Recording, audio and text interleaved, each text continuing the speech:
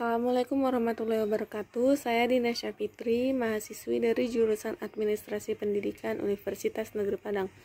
Kali ini saya akan membahas tentang public internal dalam public relation, yaitu employee and stockholder relation. Mata kuliah Manajemen Humas yang diampu oleh dosen Bapak Dr. Hanif Al-Qadri. Sebelum kita lihat siapa saja mereka yang disebut sebagai public internal, lembaga yang notaben. Lembaga notaben adalah kekuatan pertama yang dimiliki oleh sebuah perusahaan ataupun organisasi yang seharusnya mendapatkan perhatian. Ada satu kesepakatan yang sama, deformasi dan message-nya yang sama, sehingga membangun lembaga memang tidak akan bisa satu atau dua orang saja para pengambil kebijakannya. Mereka adalah satu kesatuan utuh sebagai manusia-manusia yang akan mengembangkan dan membangun perusahaan dalam lembaga, yaitu sense of belonging yang sama-sama besarnya sehingga kloripta terbaik dihasilkan produksi-produksi berupa produk-produk atau jasa-jasa manusia yang memang seharusnya bisa diacungi oleh jempol. Hubungan internal ataupun public eksternal dalam kaitannya adalah menjaga hubungan dengan mereka. Kita sebut sebagai internal public. Itu adalah kegiatan dari public relation yang kinerjanya atau pekerjaannya merupakan praktisi dari public relation untuk membina hubungan dengan para internal, hubungan dengan karyawan atau employee, yang kedua dengan para pemegang saham, yaitu kalau kerjasama hubungannya tidak baik dengan pemegang saham, maka akan mengeluarkan diri secara gampang. Salah satu pembawa saham yang mereka miliki pada kekuatan salah satu kegiatan perusahaan adalah mereka berbeda dalam cara penanganan atau komunitas yang dibangun dengan para pemegang saham. Begitu juga dengan semua orang yang terlibat di dalam organisasi itu. Organisasi itu adalah internal the public dari perusahaan. Kalau kita menyebutnya mereka adalah pemegang saham, yaitu stakeholders, dengan karyawan semuanya, mulai dari level yang paling atas sampai level yang paling bawah. Level yang paling bawah biasanya kita sebut dengan cleaning service. Semua orang mempunyai potensi yang sama-sama memberikan pengaruh untuk setiap bagian. Jadi jangan pernah beranggapan satu bagian ini lebih penting daripada satu bagian yang lain, atau jangan pernah punya asumsi bahwa orang lain tidak lebih dari kita. Nah, yang namanya satu badan dalam organisasi itu pastinya saling sama-sama dalam menjalankan tujuan untuk mencapai tujuan dari lembaga ataupun organisasi tersebut. Karena tujuan dari membina hubungan baik dengan internal publik ini agar citra dan reputasi organisasi perusahaan tetap positif di mata publik, khususnya di internal dulu, sehingga mereka antusiasi, mempunyai rasa solidaritas dan of belonging, yang yaitu rasa memiliki terhadap perusahaan, sehingga mereka mau mengeluarkan produktivitas dan kinerja terbaik mereka demi perusahaan ataupun demi lembaganya tersebut.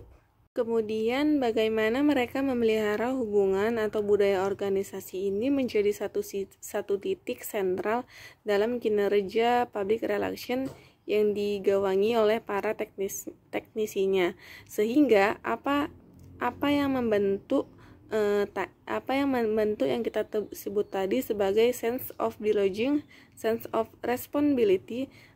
Jadi budaya organisasi yang positif itu adalah yang dibangun, dikembangkan, dipertahankan, diperbaiki terus, tetapi dalam satu konsep yang sama, pemikiran yang sama, kesetaraan proses komunikasi, sehingga setiap manusia yang ada di lembaga tersebut sama-sama memiliki informasi atau message yang tidak berbeda, sehingga dalam perilakunya juga sama, tahu aturan dan asas yang berlaku yang seharusnya disepakati secara bersama pula dengan karyawannya.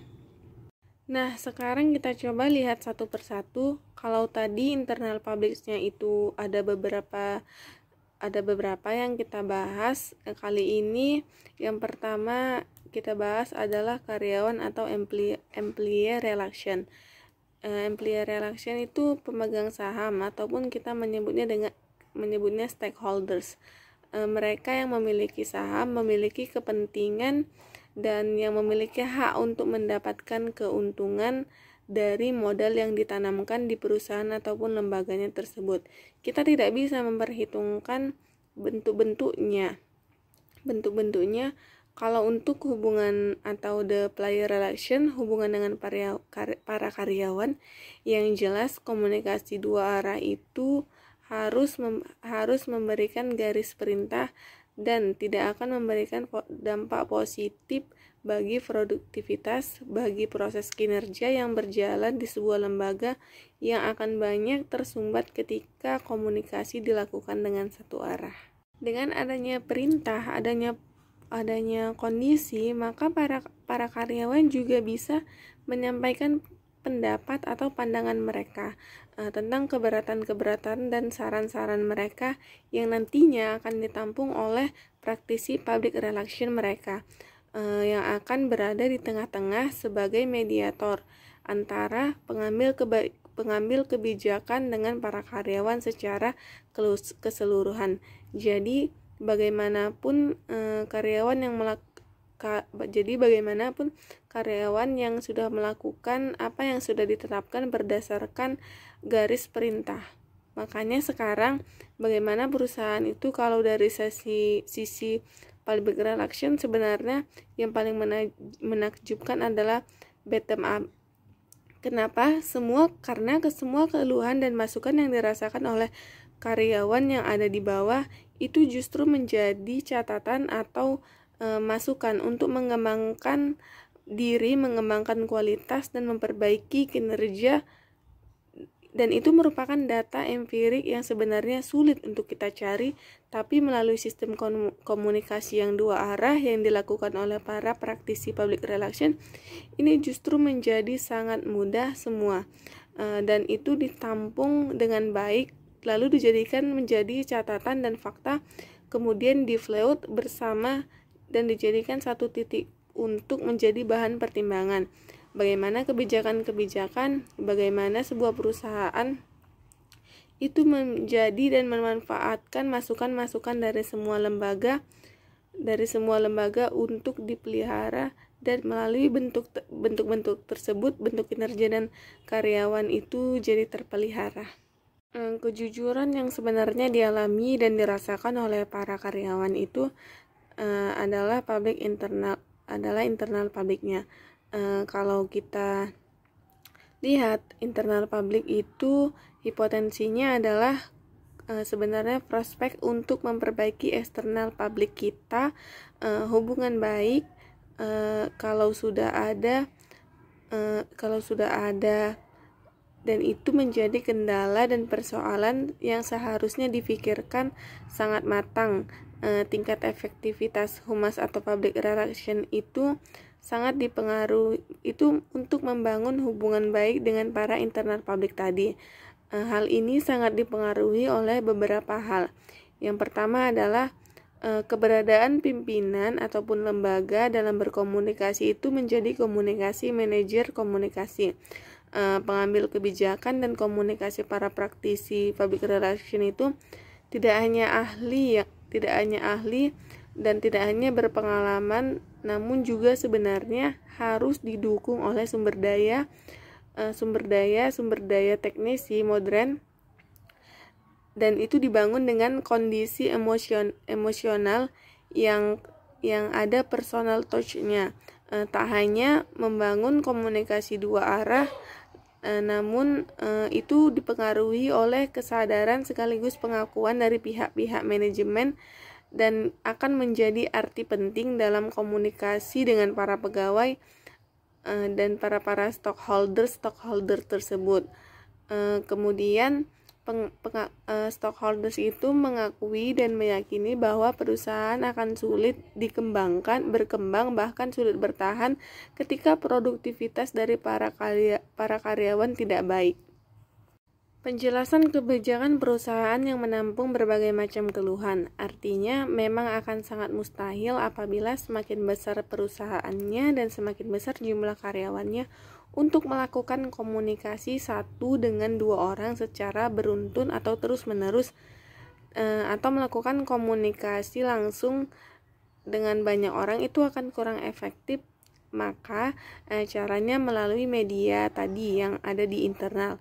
Nah, itu bisa dimanfaatkan untuk menjelaskan kebijakan-kebijakan perusahaan dan menampung keluhan-keluhan dalam rapat, dan itu bisa dilakukan sehingga punya persepsi yang sama dalam pelaksanaannya. Ketika bekerja semua mempunyai aturan-aturan yang sama tanpa harus ada keraguan lagi untuk memelihara keterbukaan komunikasi yang dibangun. Sebenarnya banyak sekali manfaat atau kegunaan dari kegiatan ini.